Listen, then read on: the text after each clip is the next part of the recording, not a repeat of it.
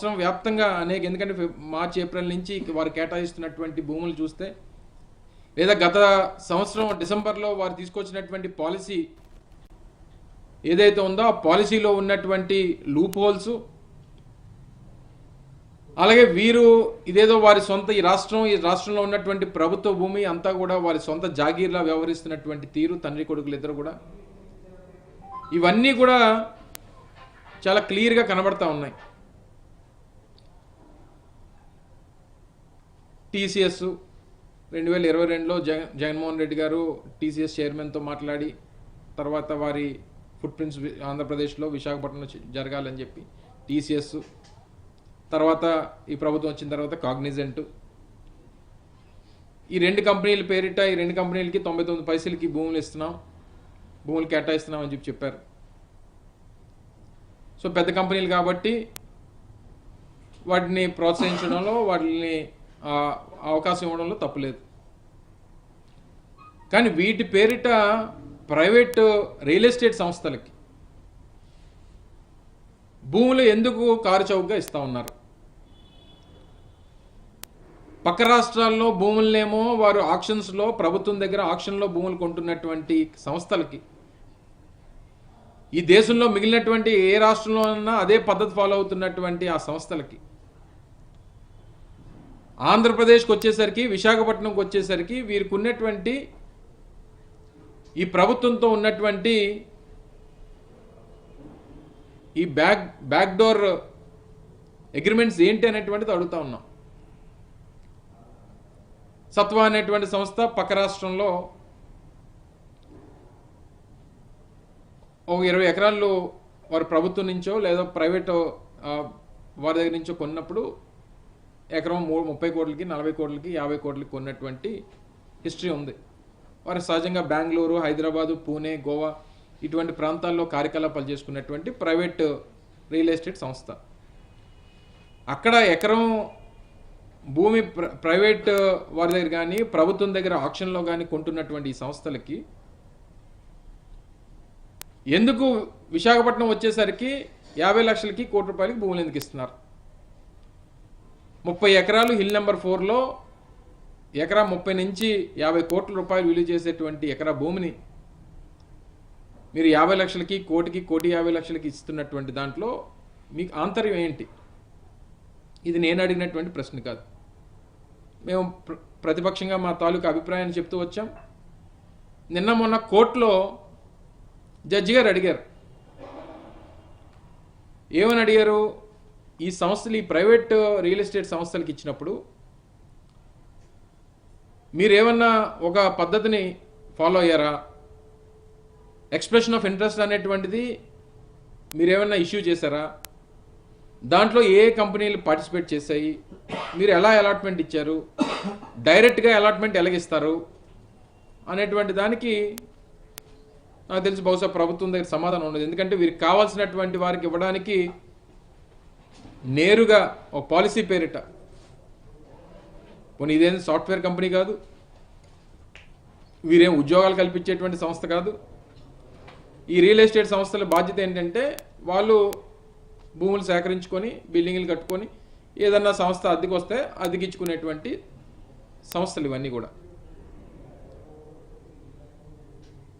దీంతోపాటు ఒక భూమిని ఈ తక్కువ ధరకి కేటాయించడం ఒకటే కాదు, వాళ్ళకి నిర్మాణంలో అయ్యేటువంటి ఖర్చు,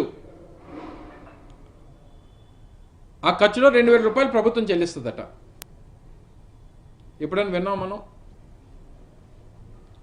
అంటే సీట్కి ఎక్కడైనా సాఫ్ట్వేర్ కంపెనీస్కి ఒక సీట్కి ఇంత సబ్సిడీ ఇవ్వడం, ఇన్సెంటివ్స్ ఇవ్వడం అనేటువంటిది సహజంగా ఏ పాలసీలోనే ఉంటుంది.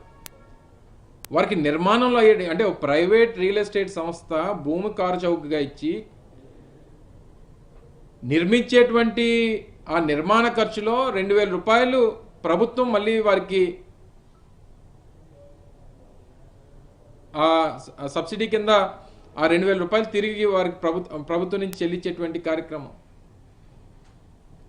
ఇది ఒకటే కాదు, ఈ నిర్మాణం చేసి ఐటీ సంస్థలకో లేకపోతే ఇంకో సంస్థకో ఇచ్చేటువంటిది కాదు. వీరు ఇచ్చినటువంటి భూమిలో సగం వీళ్ళు రెసిడెన్షియల్ యాక్టివిటీ చేసుకోవచ్చు అని చెప్పి ఇచ్చారు. అంటే వాళ్ళ అపార్ట్మెంట్లో విల్లాలో రియల్ ఎస్టేట్ చేసుకొని అవి వారికి నచ్చిన ధరలకి, దానికి ఏ రకమైనటువంటి ఆ రెగ్యులేషన్స్ కానీ ప్రభుత్వం తరపు నుంచి వారికి ఉన్నటువంటి ప్రభుత్వం పాత్ర కానీ ఎక్కడ కూడా ఇందులో ఉండదు. సహజంగా ఒక సంస్థకి ఎప్పుడన్నా తక్కువ ధరకు భూమి ఇచ్చినప్పుడు కానీ, లేదా వారు వచ్చి ఉన్నటువంటి ధరకు భూమి కొనుక్కున్నా సరే సహజంగా ఒక పాలసీ అనేటువంటిది ఉంటుంది. ఇదిగో మీకు భూమి కేటాయిస్తున్నాం, మీకు కేటాయించినటువంటి భూమిలో మీరు ఫలానా సంవత్సరానికి సంవత్సరంకో 2 సంవత్సరాలకో 3 సంవత్సరాలకో మీరు చెప్పినటువంటి 1000 ఉద్యోగాలు 5000 ఉద్యోగాలు 10,000 ఉద్యోగాలు మీరు కడితే ఇస్తే తప్ప మీరు ఇవ్వనటువంటి పక్షంలో దాన్ని క్యాన్సిల్ చేస్తాం, తిరిగి ప్రభుత్వం దీన్ని వెనక్కి తీసుకుంటుంది అనేటువంటి కనీస నార్మ్ కూడా ఈ సంస్థలకి, ఈ ప్రైవేట్ సంస్థలు దేనికి పెట్టాల. అంటే ఇలాంటి అంటే టీసీఎస్ అని, కాగ్నిజెంట్ అని, ఇన్ఫోసిస్ అని కంపెనీల పేరు చెప్పి నీకు కావాల్సినటువంటి వ్యక్తిగతమైనటువంటి మీ బ్యాక్డోర్ అగ్రిమెంట్స్ కోసం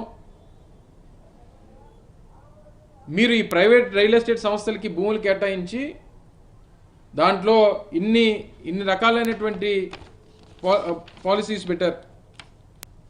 ఈ 2,000 రూపాయలు పర్ స్క్వేర్ ఫీట్ ప్రభుత్వం ఇవ్వడానికి అప్పుడు మ్యాక్సిమం 2,000 రూపీస్ అని, 50% ఏమో రెసిడెన్షియల్ యాక్టివిటీ మిక్స్డ్ యూసేజ్ అని చెప్తూ ఇంక ఇలాగా కపిల్ గ్రూప్కి కానీ, లేకపోతే సత్వాక్ కానీ, లేకపోతే ఇంకో కంపెనీ కానీ పవర్ ఇన్సెంటివ్స్ ఇచ్చారు. సో సహజంగా కొన్ని పాలసీలో కొన్ని మినిమం నార్మ్స్ అనేటువంటి, కొన్ని మినిమం ఇన్సెంటివ్స్ అనేటువంటి సహజంగా ఏ ప్రభుత్వంలో ఉన్నా ఉంటాయి, కొన్ని సహజంగా నడుస్తుంటాయి. కానీ రియల్ ఎస్టేట్ కంపెనీలకి ఇవ్వడం ఏంటి?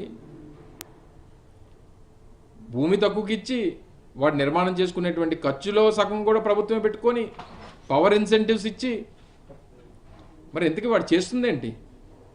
వాడు అతికిస్తే వచ్చినటువంటి డబ్బు లాభం మాత్రం ఆ కంపెనీ తీసుకుంటుంది, నష్టం అంతా ప్రభుత్వం భరాయిస్తూ ఉంది.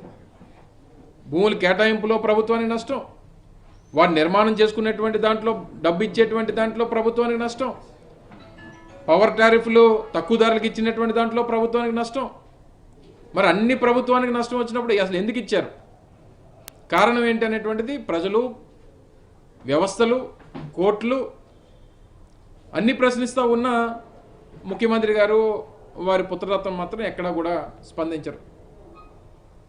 మళ్ళీ ముఖ్యమంత్రి గారు కూర్చొని నాకు అవుట్పుట్ రావట్లేదు, ప్రజల నుంచి అవుట్పుట్ లేదు అంటాడు. ప్రజలకు ఏదన్నా చేస్తే ప్రజల నుంచి అవుట్పుట్ వస్తుంది తప్ప మీరు ఇన్పుట్ అంతా నీ కొడుక్కిచ్చుకొని అవుట్పుట్ ప్రజలను అడిగితే ఎక్కడి నుంచి వస్తుంది? గడిచినటువంటి